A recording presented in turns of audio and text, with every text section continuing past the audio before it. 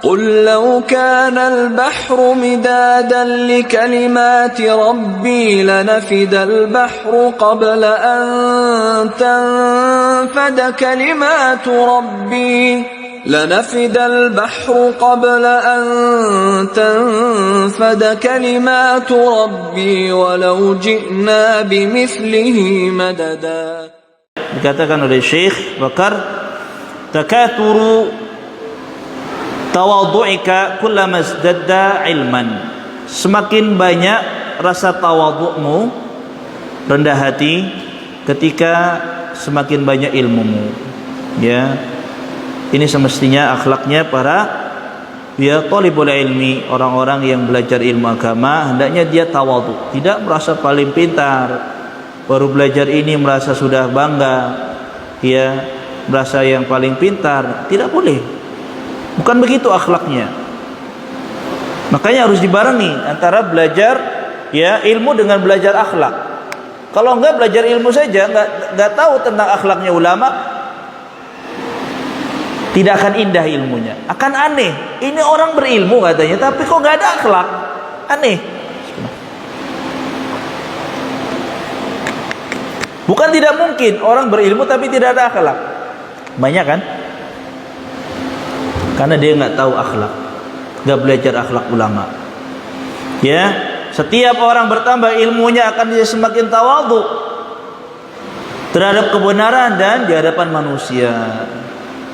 Ya, bukan semakin bangga, sombong, meremehkan. Itu baru belajar.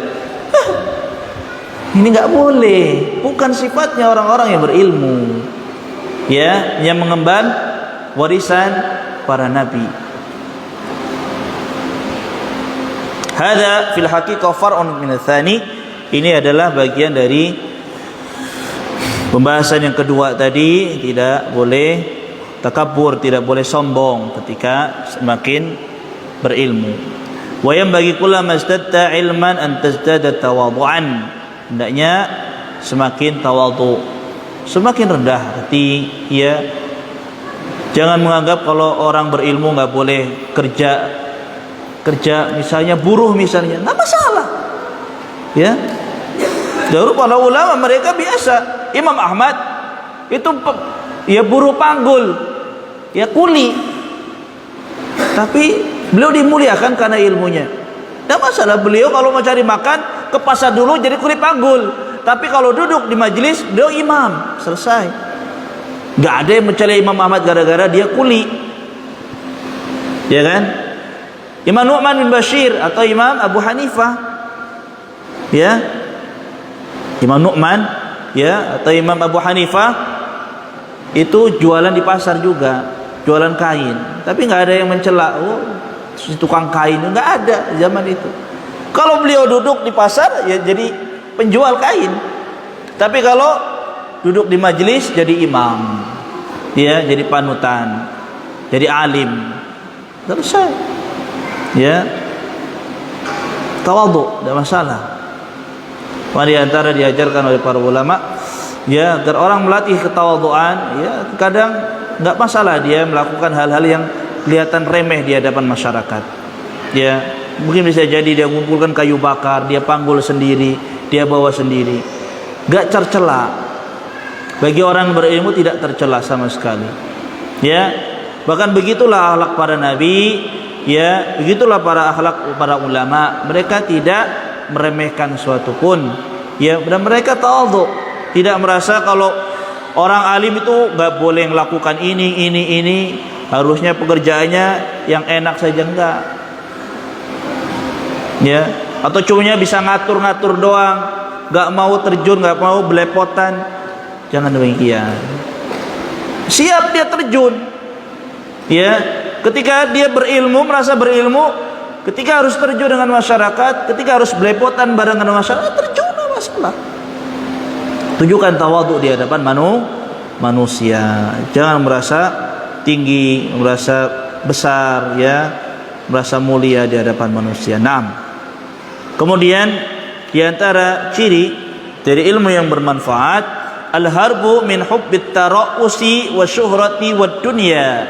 Hendaknya seorang berilmu lari dari cinta kepemimpinan dan cinta ketenaran serta dunia. Nah, ini cobaan terutama di masa medsos, ya, media sosial. Orang mudah sekali dikenal dan terkenal. Ya. Hubus syuhrah, suka tenar. Para ulama ya enggak suka tenar. Kalaupun tenar bukan keinginannya, memang ilmunya bermanfaat. Tapi aslinya enggak mau tenar.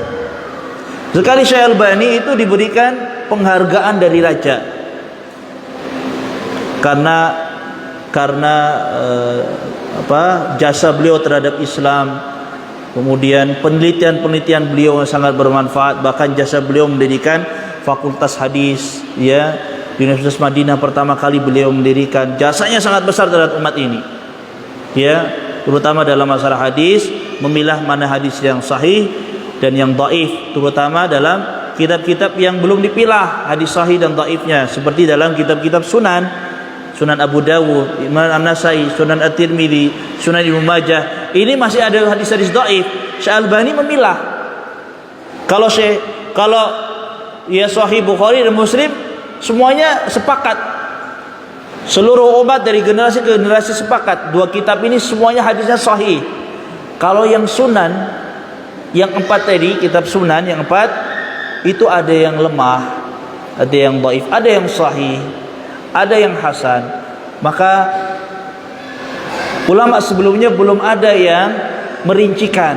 Maka Syekh Albani ya memilah mana yang dhaif, mana yang sahih, mana yang hasan. Jadi payang luar biasa ya untuk umat ini. Tapi beliau ketika diundang oleh raja, beliau enggak datang. Enggak tahu alasannya. Beliau cuma ngutus muridnya saja. Enggak mau dikenal, enggak mau tampil di media, di nadawat, tempat yang besar ya, di acara resmi negara. Acaranya untuk penyerahan penghargaan terhadap Syekh Albani. Syekh Albani enggak datang. Cuma nitipin surat ya, dibacakan sama muridnya. Subhan, enggak mau dikenal. Ya, tidak mau dikenal. Itulah bentuk dari ya amaliyah atau seorang alim mengamalkan ilmunya. Hadhihi qad takunu mutafarri'atan ala karahati tazkiyah wal madah. Ini bagian dari seorang yang tidak suka dipuji dan diberikan tazkiyah. Ya. Yakni la tuhawil an takuna ra'isan li ajli ilmika. Jangan sampai Anda pengen jadi pemimpin gara-gara ilmumu. Terus saya kan lulusan ini, harusnya saya harus ketua dong. Harusnya saya harus memimpin. Jangan.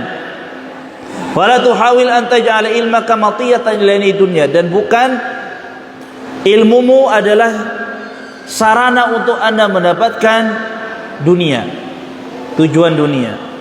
Fa hadza ma'nahu annaka ja'altal wasilah ghayatan. Ini jadikan maknanya sama seperti Anda menjadikan wasilah ilmu sebagai tujuan untuk mendapatkan dunia.